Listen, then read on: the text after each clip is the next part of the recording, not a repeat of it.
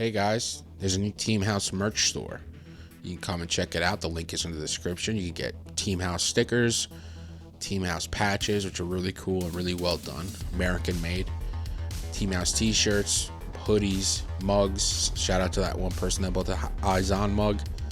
Love you. Mouse pads, Camelback, tote bag. I don't know why we have the tote bag. I'm not a big tote bag guy. If you are, all the more power to you. But yeah, we got a ton of cool stuff. Stickers, American made. Patches, American made.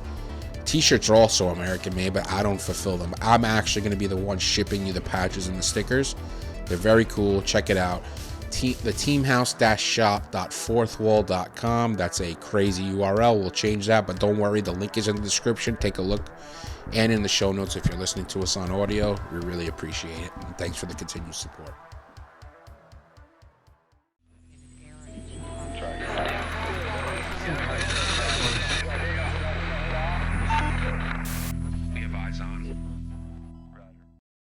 Hey everybody, welcome to another episode of Eyes on Geopolitics. I'm here with the full crew today, Mick Mulroy, Jason Lyons, Andy Milburn, and myself, Dimitri Kontakos. Lot cooking as usual. First and foremost, just broke probably an hour or so ago. The Russians hit the Sumy region in Ukraine. I think they said upwards of 30 plus people killed, civilians. It was a civilian target. Just you seeing the videos coming out of there now on Twitter and everywhere else. It's pretty heinous. A bunch of American, General Kellogg, the ambassador to Ukraine, all came out with like statements, in support and stuff like that. They are getting a bunch of pushback, obviously, from the masses on Twitter. Let's start with Andy. Andy, what do you got for this? Yeah, actually, I'm very familiar with Sumy. Richie is from there, as a matter of fact. Shout out to Richie. That's my dog, by the way, for those of your audience who haven't been following us. OG's listeners know about Richie. Yeah. Yeah, he's more famous than I am. He was on the front cover of the New York Times, by the way. So but anyway, he's now living in Florida. He has full citizenship, so no danger of being deported. But on a serious note, yeah, Sumy is it's a town about 20 miles from the Russian border in northeastern Ukraine.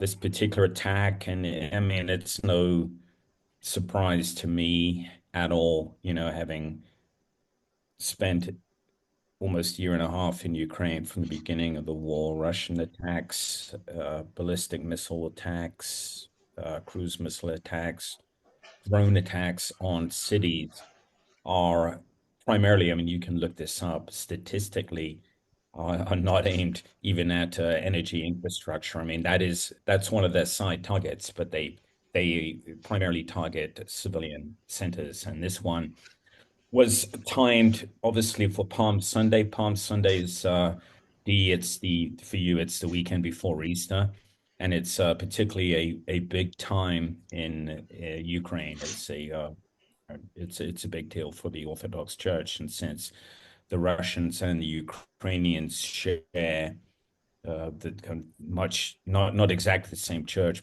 but the Russian Orthodox Church is very popular in Ukraine too. The Russians know what a big deal it is for the Ukrainian population, that the streets are likely to be packed at that particular time, which was church time. About 6 or 7 hours ago is when this occurred. So no real surprises.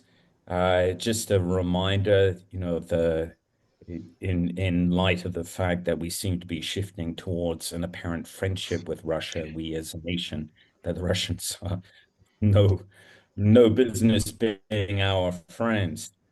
And again, again, this is statistically backed up. If you look at ever since that disastrous meeting with Zelensky in the Oval Office, Russian, Ukrainian casualties, civilian casualties have mounted. The Russians are making a determined attempt to hit Ukrainian cities, knowing that probably that they're going to be vilified less in light of the new US stance on Russia. And of course, some of you may know that Russia and Belarus were the two global exemptions from US tariffs, which again seems to be quite extraordinary. So, yeah, just I think I mean, as we're looking for silver linings again, there's no silver lining for 30 civilian dead, including children. And as a reminder, this time last week, the Russians hit Kryvyi Rih, another town, and they dropped a cruise missile in the middle of a playground. Whether or not they were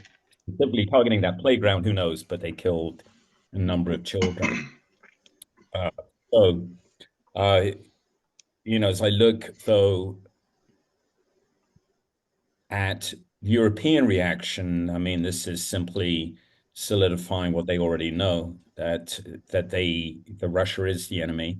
For those of you, not those of you, but those perhaps even in our audience who keep beating their chest and say, "Hey, it's a European war; they should step up to the plate." Blah blah blah.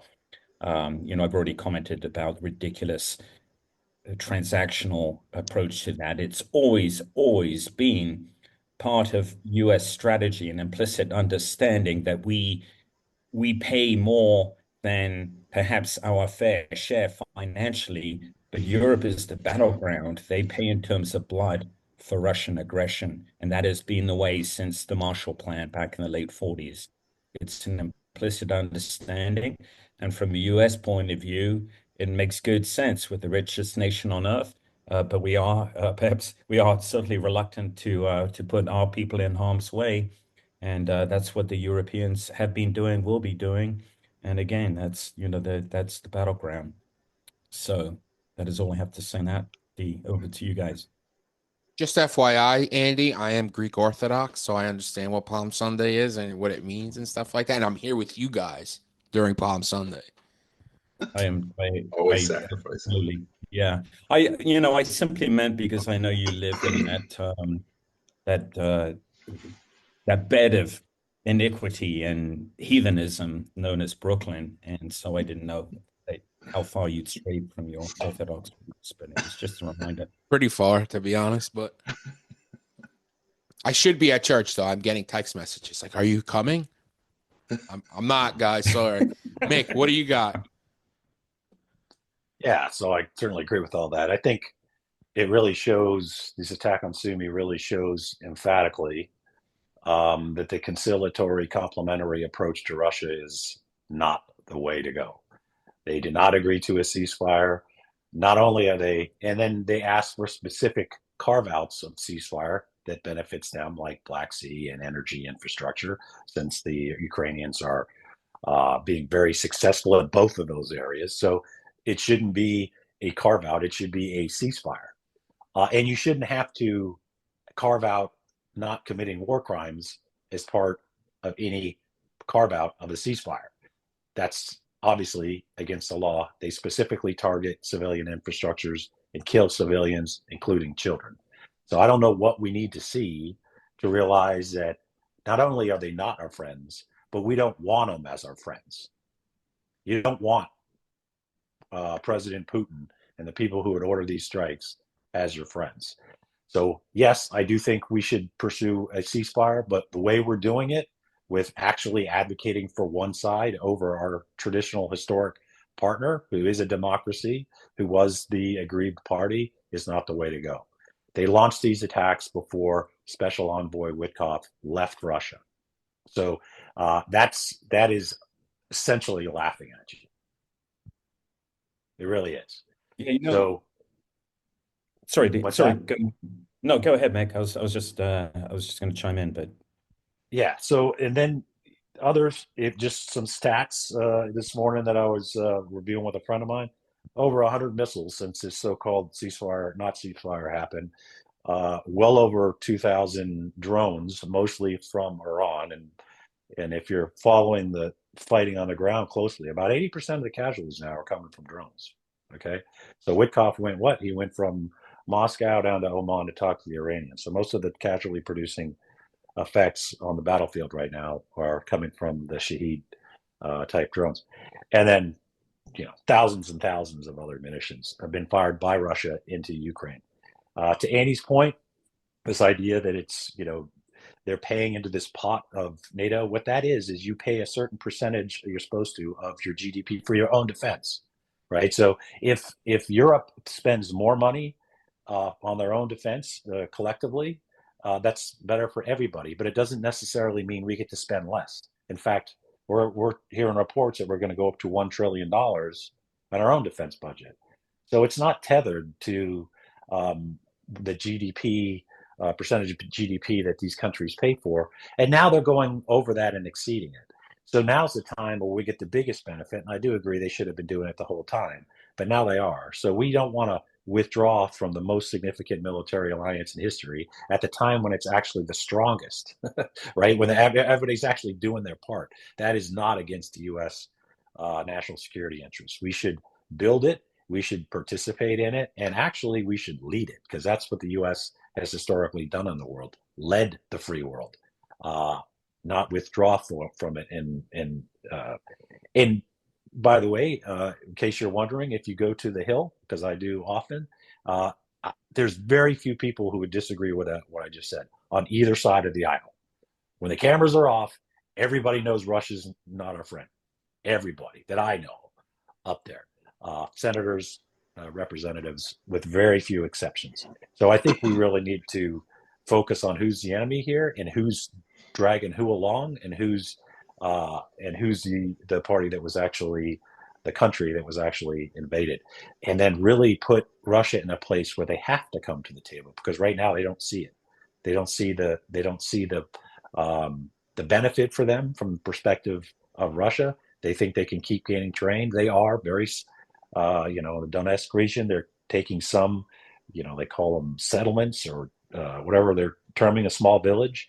But Ukraine is holding their own, and we need to essentially make it so Ukraine is improved in their military position, and Russia by the opposite, so that they want to come with some ceasefire that's acceptable to the Ukrainian people, is what I think. We should be pushing that as a way to get to the ceasefire.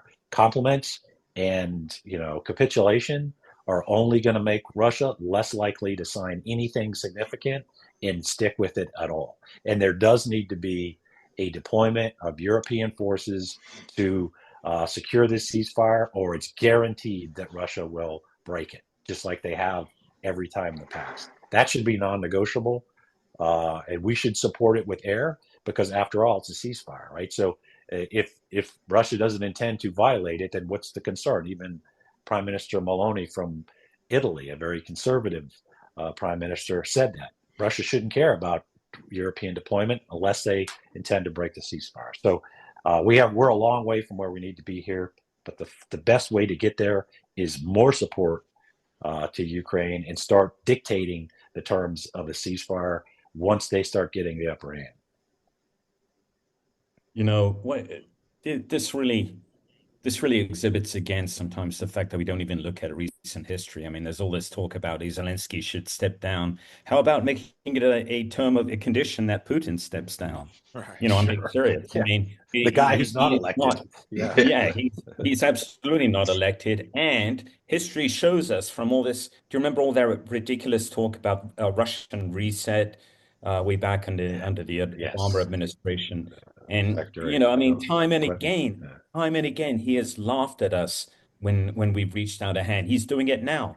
And you just have to look at the last 30 days, what Russia has done. Mick, I'm not talking about the missile attacks and the civilian targeting. I'm talking about their supposed concessions, right? They're saying, that they want that they're willing to let, their concession is to allow the Ukrainians to export more from their Black Sea ports, where the Ukrainians have already fought for and won that right by almost obliterating the Russian Black Sea fleet, right? With Yes, the kind absolutely. of an approach. They already have that. They don't need a Yes. Russian concession in order to do that. Right. And so, exactly. All these things are just, it's a facade, and it's very sad, and it's very embarrassing to watch our negotiators just having circles run around them.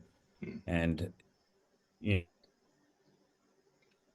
let's hope that the same doesn't happen, by the way, with these talks now taking place in Oman with Iran.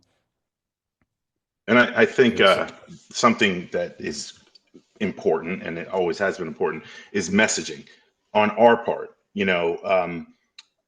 I think if we didn't have the incident like we had with President Zelensky in the Oval Office and everything, what happened, I believe it was 2 days ago, yesterday, with Special Envoy Kellogg, where he, in an interview, some took what he was saying as that Ukraine post-war could be divided up Berlin style between European zone and a Russian zone.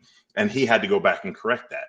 And I think if everything before this, our messaging before this had been steady and, then that would have been just seen as a gaffe. But now it just adds to the Ukrainian people's, their outlook on us. That's just one more thing. It's like, oh, are they really going to do that? Divide us up like that. So I think messaging is just more important now than ever. Agreed. It seems like Europe should be playing a much more substantial role in these negotiations. Yeah. Like if I was Ukraine, I'd say, hey, are we even continuing our support to them? I'm not sure, but Ukraine is, in some cases, quadrupled their support. So maybe Europe needs to be the one that really leads the advocacy on the side of Ukraine, considering Ukraine's in Europe. I do know to some of our discussions earlier about expenditure of percentage of GDP expenditure on defense, Poland has stepped up to the plate with 4% expenditure. Poland is now a real leader within NATO. And, we've already talked about Finland and Sweden joining ranks. And NATO is stronger than ever before. And so it's, Mick, to your point, it makes absolutely no sense at all to step away from NATO. We're abdicating leadership to others. And for those of us who've served in the military and fought for the United States in wars that were less productive, the bottom line is what I used to tell my Marines was, in the end, we're fighting for American values. And as hokey that may sound, if you take that away and you tell me American values are simply about trade deficits and how much we can get other people to contribute to defense, that seems a very shoddy thing to have to risk your life for. And I think a lot of these people who are talking this way just don't understand that these things we pay, that we talk about, and again, values are not, it's not just lip service. Yes. I think the Poles have saved Europe before, right? Battle of Vienna against the Ottomans. Somebody can fact check me on that, but the Poles, they've totally stepped up. They're like doubling the size of their army, literally doubling, not hyperbole. It's yep. And extraordinary. And then if you read the high side, right, which is Jack and Sean Naylor, Jack Murphy and Sean Naylor's writing, and I know we can't really comment on this, but they'll talk about what Poland has been doing in Russia in the over the last few years, some pretty ballsy stuff, and I know that the Green Berets thump their chest and talk long and endlessly about unconventional warfare, but when it comes down to it, not practiced it, right? It's all except perhaps, very isolated incidents. I'm going to be lambasted for this, aren't I? But let's be honest, all right? It's all very academic, except for, back in 2001. But the Poles are actually doing this stuff, and so are the Ukrainians within Russia, and we should be learning from them. That itself is worth paying a little bit more for their defense, having them do that. Yep. And my son's he's deployed over there, as you guys know. He's in the security assistance group Ukraine, but he's going to a lot of places with his unit. And although we're there to help train and do that, he's learning a lot from them, because these folks have a different perspective when you're looking across your border and you're seeing a very aggressive Russia who probably won't stop at Ukraine, right? They're looking at this as, in many cases, inevitable, not just something that they should be concerned about and prepare for. But in many cases, especially the military commanders, are viewing this as inevitable, the conflict between Russia and the rest of Europe. And we need to start viewing that, lest we be, the appeasers of past that the historians will scratch their heads about if we do it again. Yeah, 1938, Chamberlain, coming back and announcing to the UK, it's peace in our time. I've spoken to her, Hitler, and at heart, he is a reasonable man. All of this, it just sounds familiar, doesn't it? And by the way, Mick, to your point, the Estonians had a considerable contingent in the Mozart group, and they were damn good. And these guys were Estonian military guys who officially or not officially, but kind of took leave of absence, a sabbatical from their own military to come to Ukraine to contribute to the cause there. Some of them joined the Legion, some of them helped out with organizations like ours. And, you talk to any of them and they will tell you with certainty that they feel that the Baltics are next. And that is why, by the way, the Estonians have stepped up their 155 artillery production. I mean, they haven't, I'm not saying they're putting all of their industry on war footing, but they are punching way above their weight when it comes to producing ammunition to support Ukraine. And with the intent, and not only have they done that, but they're providing leadership within Europe, within NATO, and actually across Europe, with the goal of replacing the United States as a supplier of ammunition. By the way, the US never really did a good job at providing artillery ammunition because we don't produce enough. We focused all our acquisition on platforms and things that are obsolete as soon as they're churned out. And we forget that wars are, lessons going back to the First World War, wars are won by production, not just the platforms, but munitions too. But the Estonians have realized that the UK, from the beginning of the war, have sent people out. I don't know if they're working for MI6 or if they're in their official capacity, buying up stocks of 155 munitions across Europe and in Turkey too, with the goal of supplying Ukraine. So no one can really accuse this whole thing of, well, Europe needs to really do more. Since the beginning of the war, European countries, certainly a collection of European countries, have been doing a great deal for Ukraine. The United Kingdom for the offensive in June of 23. I mean, first of all, the UK is training thousands of Ukrainian soldiers in the UK, and they emptied their shelves of all their breaching equipment, all their breaching vehicles, gave them to the Ukrainians for the 2023 offensive. Storm Shadow missiles, they emptied their shelves again for those things, which have proved invaluable. While we were dicking around, trying to decide whether we were going to give them ATACMS or not, and when we did, we piecemealed them out. The Brits and the French were the ones who were really giving the Ukrainians a long-range precision strike capability. Are we still producing 155 rounds and giving them to Ukraine or no? Well, we're producing them, not enough. I don't know. We would That's a good question. one of the things we learned is that if we had gone to war, I mean, really gone to war, say, I don't know, over Taiwan, I mean, forget about all the other things we're talking about. We would have run out of artillery rounds very quickly. Wow. I know there was a pipeline that was still going of support to Ukraine. I think it's still going. Okay. Yeah. I know we have stepped up to 155, like in Scranton, and I think Texas is another factor we have that's pumping out 155 rounds.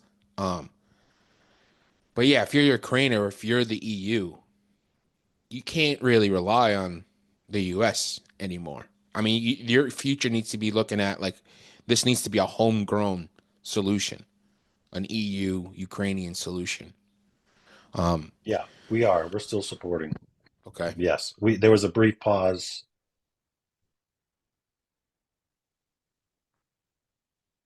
Yeah, So we're still supporting, which is good, and we need to just increase it.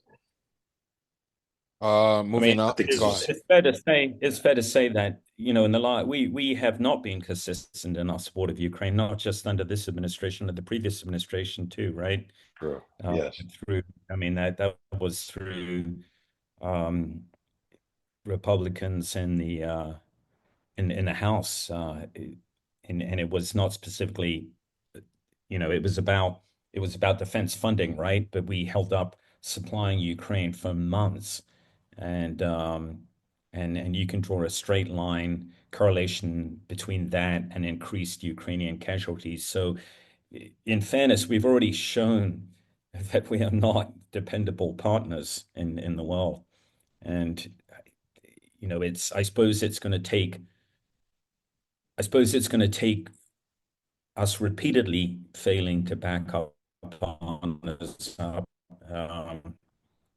which we have done since, you know, since running out on the Kurds in 2017, the debacle of Afghanistan, and of course now Ukraine, and let alone the financial turmoil that the world is going through now.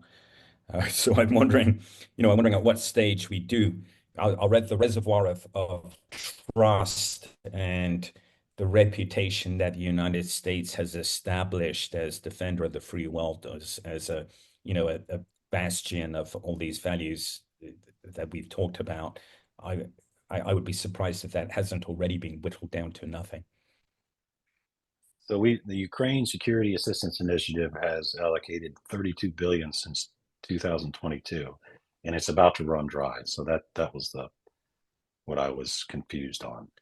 So a lot of the equipment that they're getting now was authorized some time ago, and once it's over, that's the question of whether we're going to continue to do that, which obviously everybody on this show advocates for us to do so. But it's probably going to need to be increased alongside with the increases of Europe. That would put Ukraine in a better position and make this ceasefire much more likely.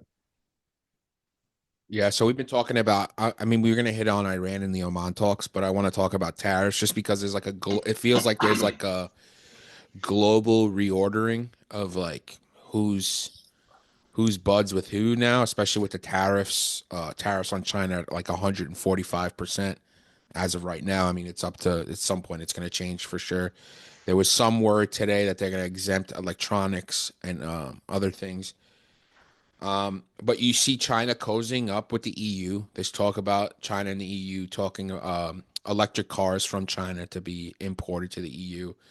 China also, Xi Jinping is planning like a Asian tour, going to go to like different countries in Asia who are historically our allies. And we're cozying up with Russia and talking about annexing Greenland. Like, it's this weird like shake up. Like, you just mix it all. It's like a game of Risk. You just mix it up and like whatever ends up happening, like in terms of allies. So it's, Mick, what are your thoughts on like this global reshuffle? Sure. And one more point on Sure. Ukraine before I jump to that. They are looking to purchase $50 billion worth of U.S. weapons and munitions. So that would be the biggest purchase in history. So that's very advantageous to the U.S. And I believe they're purchasing it with money that was provided to them by Europe. So on the tariffs, I mean, we talked about this last week. I'm not an economist or a financial analyst.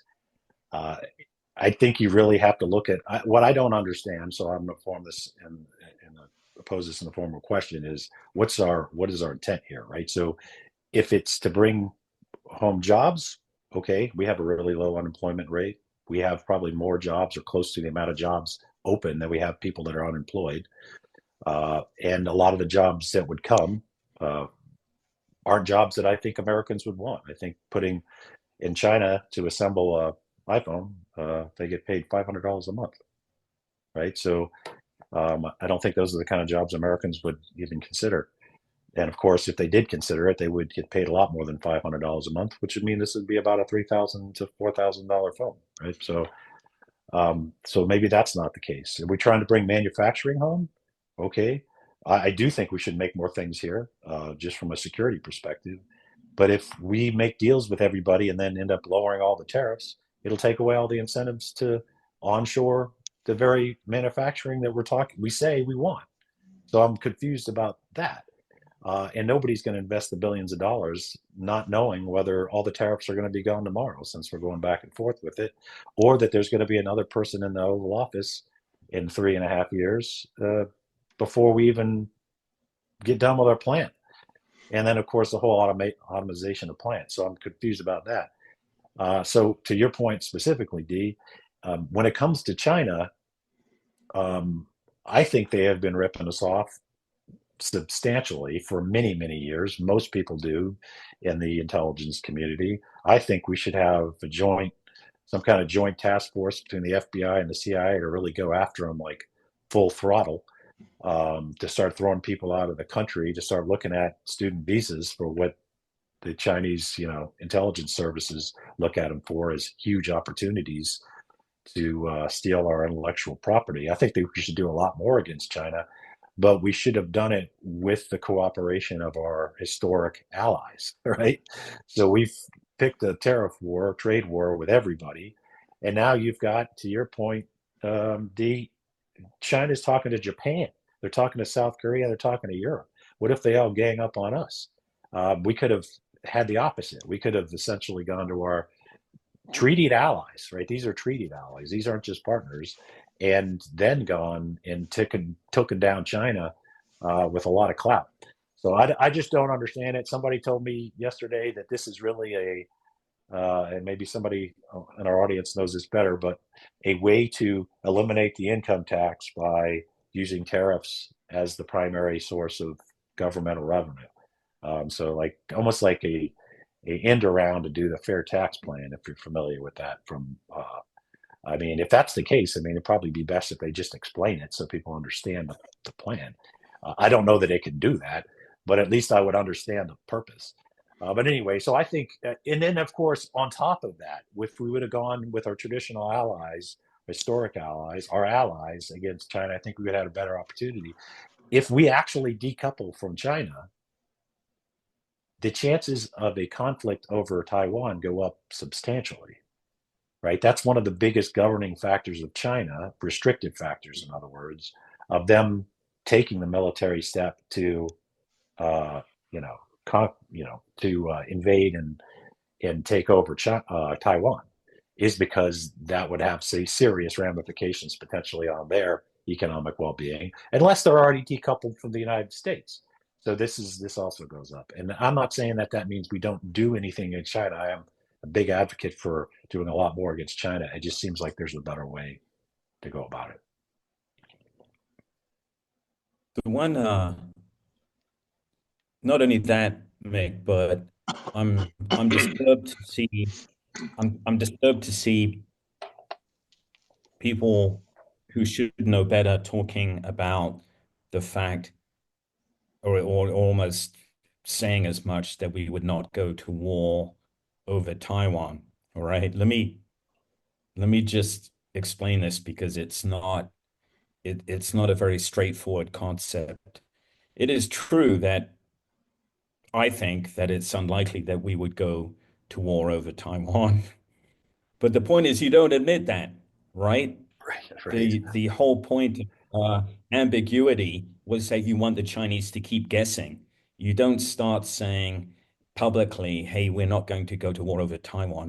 That is another gift we've already given Xi, Chinese premier, we've already given him enough gifts with the whole tariff thing and by alienating most of the world. And now we're telling him, and by the way, if you scarf up Taiwan, we're not going to do anything about it, despite the fact that our military uses, or certainly the Marine Corps, China as a pacing threat, and our acquisition programs and our training are all geared to taking on China as a near peer competitor.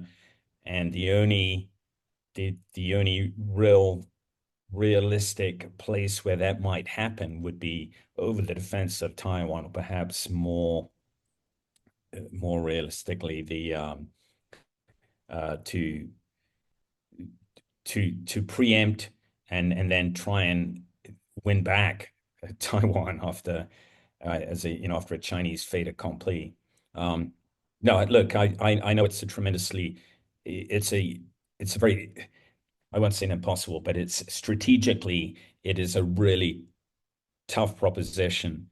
Politically, it's a tough proposition, trying to justify expending U.S. lives in the defense of Taiwan. But we don't, to talk about that openly, not just on Signal, but openly in a global forum is, to me, it just undermines everything that we that we have prepared for should it come to a potential conflict with China. Strategic ambiguity has been our policy there. Yeah, right on. Listen, So Jason mentioned something about like the problem with the messaging with Ukraine when it comes to Ukraine. There's a problem with the messaging from the administration when it comes to the tariffs as well. There's mixed messaging coming around all over the place, and they are really just doing it, by this, they're doing it by the seat of their pants. There is no plan, Mick, and I'm going to editorialize, so sorry, get over it. Not you guys, the rest of the people. There is no plan. There is no plan whatsoever, because if there was a plan to get rid of the income tax eventually, that I could see that being, messaged and packaged to becoming a positive. It'll be like the people in the country would be like, "Oh, that's great, right?" Like, no income tax. Like even the poorest of the poor, even though you're getting screwed over with the tariffs. Like let's be real here. So there is absolutely no messaging going on. I think it's just Trump being Trump. Yeah, there's no 5D chess going on. At least I don't think so. Yeah, I'm trying to. I fully admit I don't understand all this stuff. That's why I stay in my lane when it comes to the economics and stuff. But one thing that I did see that's funny but not funny to me is that you held up your iPhone before, Mick, and I was laughing because Apple airlifted like 600 tons of iPhones from India to try to beat the tariffs, and all I could think of was like bootleggers running moonshine, during the prohibition. Yep. And that it's like, is this where we're at? That shit is hilarious to me, but it's scary at the same time. Yeah, totally. Anything else on the tariffs and like the global reorder? Last I thing, think we covered. cool. So last but not least, on Saturday, we had our delegation and the Iranian delegation in Oman to start talks and a potential nuclear deal. Steve Witkoff was leading that, which doesn't really make me confident. But Mick, what do you think about the talks in Oman? So, I mean, if you go back to when we unilaterally withdrew 2018, one of the biggest, well, it was one of the arguments was that the nuclear agreement from 2015 did not cover the proxy operations that Iran did, right? So supporting groups like Hezbollah, Hamas, the Houthis, many others. I thought it was a fair argument. It wasn't a perfect agreement. But when we withdrew, I think to be fair, the proxy force operations and attacks went up substantially. So we never did really address it. And now it looks like we're willing to enter into something that looks similar to the 2015 JCPOA, at least from what's coming out of the comments of the people that were in Amman. So it's just about militarization of a nuclear program. It's not about getting rid of the nuclear program, which of course, can be used for civilian energy. And there is no discussion on Iranian support to proxy forces, or they call their allies. So, okay. So I still think it's important that we get to an agreement that prevents Iran verifiably from getting a nuclear weapon. So I'm not critical of it, but if they end up back in 2015, there's going to be a lot. Whoa, what was that all about? Because we could have been doing that the whole time. They are at about 60% enrichment. It can get quickly to 90, which is weapons grade. So that's the big concern. I don't think Israel is too happy about our negotiations here. They were the ones that pushed us to get out in 2018, pretty strong. We, of course, made our own decision. But I do think, it is a better route forward, diplomatic route forward, than necessarily military strikes, which I would not take off the table. I think if we have to, that is an option. But I would be, I think we need to be fair to say that it's not a like pull the trigger and it's all done, right? I don't know how successful it would be, and I think once we start doing that, it's going to have to be like we used to call CT operations, mowing the lawn. We might have to keep doing it and doing it and doing it, because Iran, and I do a lot of these foreign interviews with Iranians. So it's actually, I learn a lot listening to them, because they're obviously repeating what the regime says. They don't get to say whatever they want. If we take the strike, everybody that I've been on with says that Iran's going to go for a nuclear weapon all out. Like all out, no matter what they have to do, buy one, get one, build one in a secret facility, they will go all out. And I know that's partly his messaging, but we have to be just, I think, fair. Again, I'm not against that as an option, but it's not an option that's 100%. It could into a massive regional conflict. The Iranians could sea mine the Straits of Hormuz, for example, which would be incredibly difficult even for the U.S. Navy to clear, and then commercial entities have to accept that it's clear, and insurance companies and all that. It is a place we don't want to necessarily go down, and trust me, our regional partners absolutely don't want to go down that route. So I do wish the folks that are in this negotiation well, and I think if we get something close to maybe an improved version of the 2015, then okay.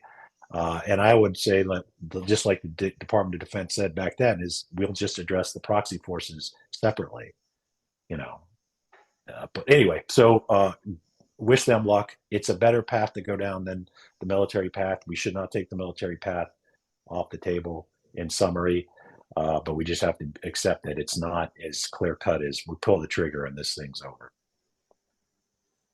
I have a quick question, and you may not know the answer to this, but I watched a video just before we came on where he was a former senior defense intelligence official, said that with Iran being at 60% enrichment, that it's only a matter of like 2 weeks before they can get to 90. Is that true?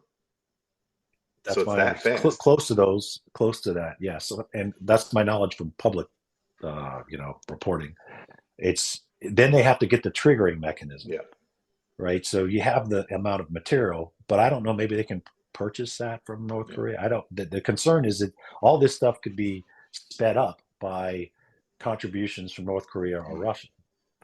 So, and then delivery, yes, they have a ballistic missile program. That's why we're so concerned about it, but they could also put it on a dhow. They could put it on a tug. They could put it on, there's a lot of ways to deliver.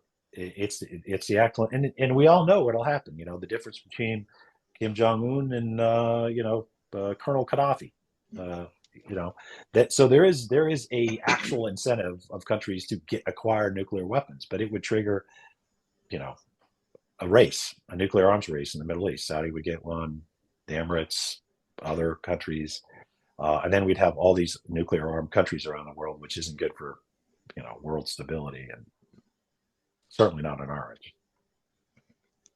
And Israel's going to take. They're not going to just sit there, right? So I mean, even you saw Netanyahu's face they're going to go. They're going to go.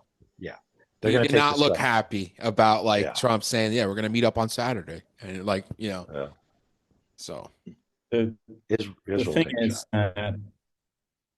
the thing is too, and I'd be the first to say, I mean, credit where credit's due. These talks, and they continue next Saturday, I know, but they ended on a pragmatic note, and clearly both sides, both us and the Iranians, are keen to avoid war in the Middle East. The fact that Witkoff came clearly with the goal, well, not clearly, but it came out during discussions apparently that the goal, is not to close down Iran's nuclear program completely, but prevent Iran from being able to produce a nuclear weapon. And so that's a more pragmatic approach. I would like to see support for the Houthis rolled into the whole deal, because that is, that is immediate, near term, perhaps definitely a more contentious issue. I recognize, of course, I mean, that Iran is, we talked about 60% enrichment. It's relatively easy to break out, to upgrade that to weapons grade. As Mick pointed out, the missing piece is the triggering mechanism, and also the weaponization piece of being able to combine that with a delivery system. So it's not quite as dire as it looks sometimes for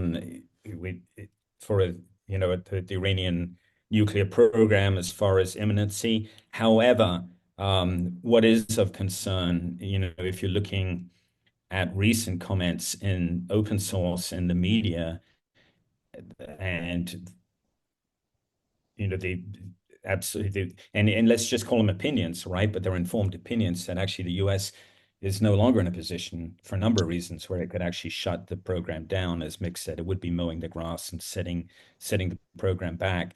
And some experts have said by as little as 6 months. So the move ahead, the incremental raising of sanctions, with Iran, opening up to weapons inspections and signing agreements saying that they will not enrich uranium beyond the current level. Those are definite positive steps, and it benefits Iran to take a very incremental approach. They want to see a deal that lasts, and they want to see a commitment to lifting sanctions. So those are the two things that they want to get out of it. I would say, from the US point of view, aside from from preventing Iran from being able to make a nuclear weapon, yes, as we talked about, also curtailing their support for the Houthis would be a very useful outcome.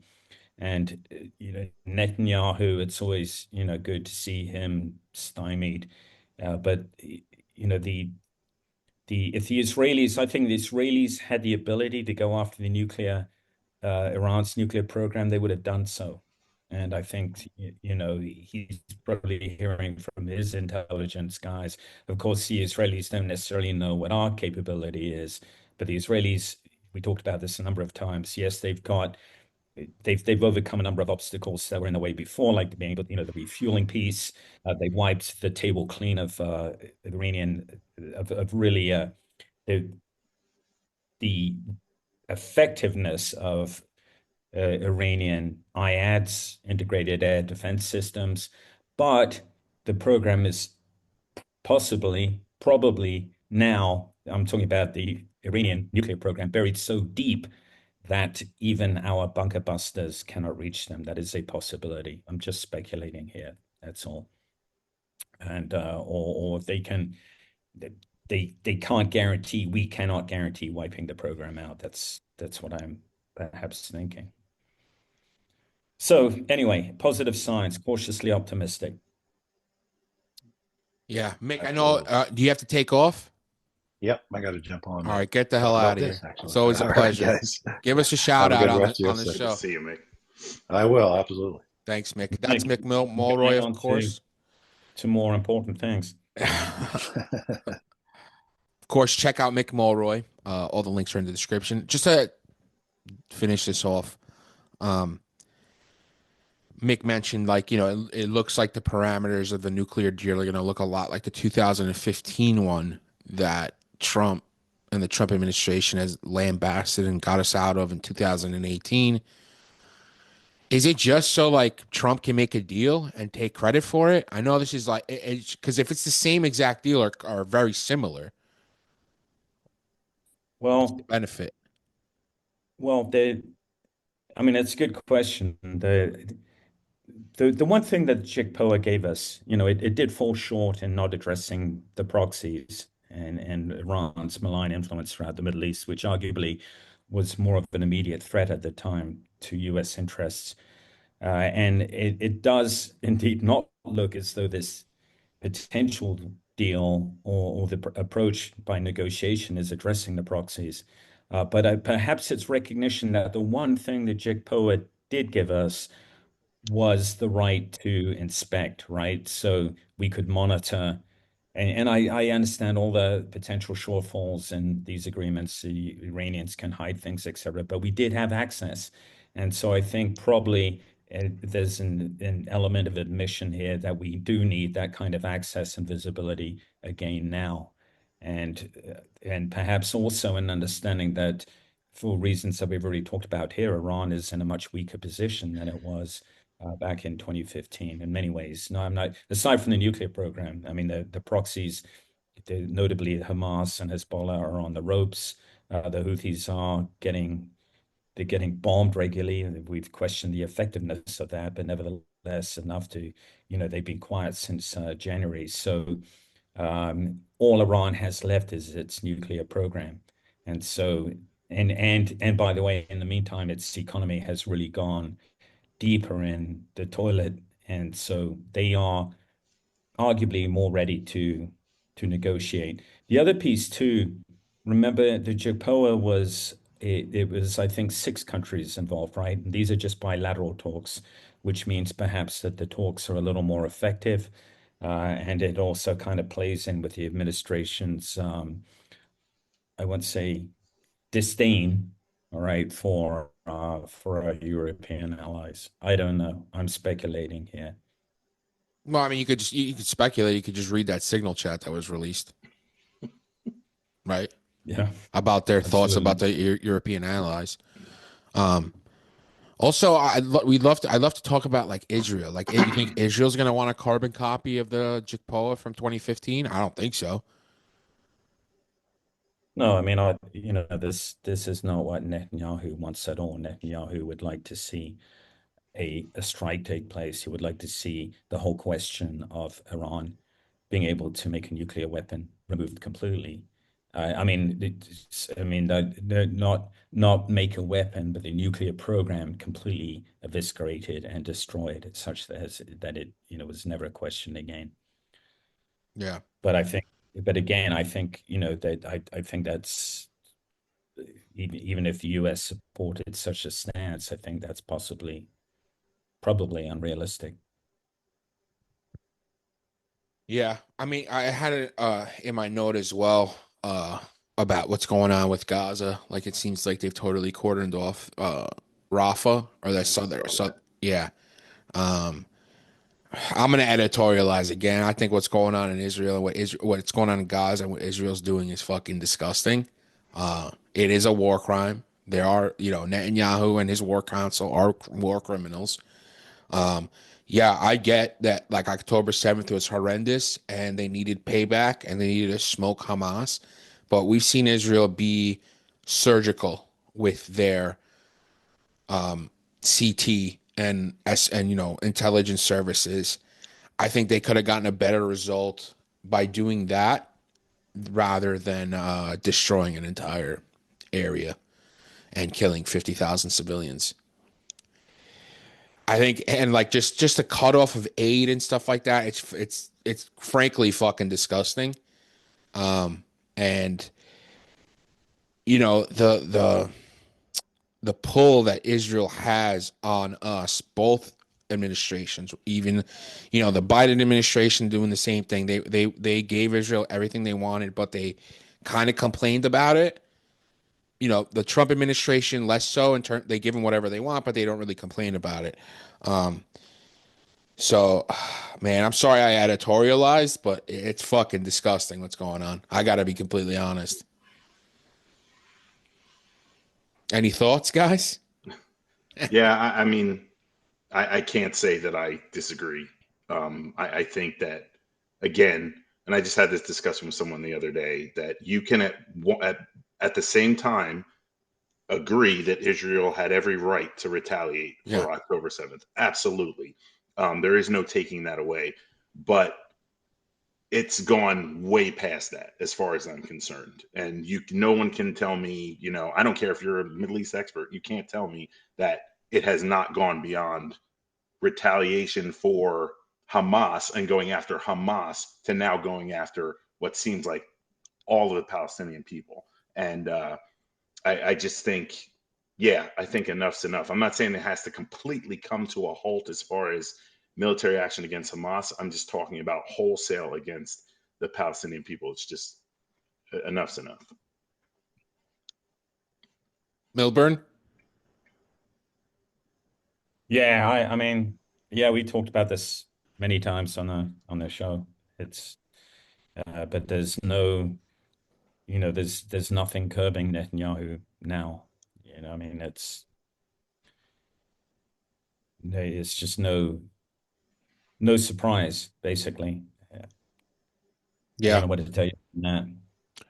But on that Yeah. note, need to jump out, fellas. All right, get out of here. Yeah. I'm Guys, not evading the topic. I'm just you saying. guys get out of here. I'll finish up Be the safe, stuff if you Andy. get any run. Later, Andy. Guys, All do the us best, all a stuff. favor. Like and subscribe. If you're listening to us on audio, subscribe there. Give it 5 stars. Best thing also you could do is share it with your friends. Even if they don't want to hear about it, share it with them. You'll thank you later. All the guys' links are in the description. Andy Milburn's book, When the Tempest Gathers, link is in the description. Jason Lyons, link is in the description. Mick Mulroy, Fogbow, Lobo Institute, they're doing great work. Links are in the description as well. And if you'd like to support the show and get this show ad-free as well as the Team House ad-free, you can go to patreon.com/theteamhouse. That link is in the description as well. Guys, thank you. Thank you. I want to talk to you for a moment about how you can support the show if you've been watching it, enjoying it, but you'd like to get a little bit more involved and help us continue to do this. You can check out our Patreon. It is patreon.com/theteamhouse. And for $5 a month, you can get access to all of these episodes of the Team House ad-free. The same goes with our affiliated podcast, Eyes On, with Andy Milburn, Jason Lyons, Mick Mulroy. That one, you will also get all of those episodes ad-free. And you support the channel and the show, and we really appreciate it. The Patreon members are literally what has helped this company, this small business survive, especially during our early years. And you are what continues to help this thing going, even as we navigate the turbulent world of YouTube advertising. So we really appreciate all of you guys. There's going to be a link down in the description to that Patreon page, and there is also going to be a link to our new merch shop. So if you guys want to go and get some Team House merchandise, we got stickers, and we also have patches. And I should mention, if you sign up for Patreon at $10 a month, we will mail you this patch as well. So we really appreciate that. But they're also for sale on the merch shop. And additionally, they got t-shirts up there, water bottles, a tote bag, coffee mugs, all that good stuff. So please go and check them out and support the show. We really appreciate it, guys. Thank you.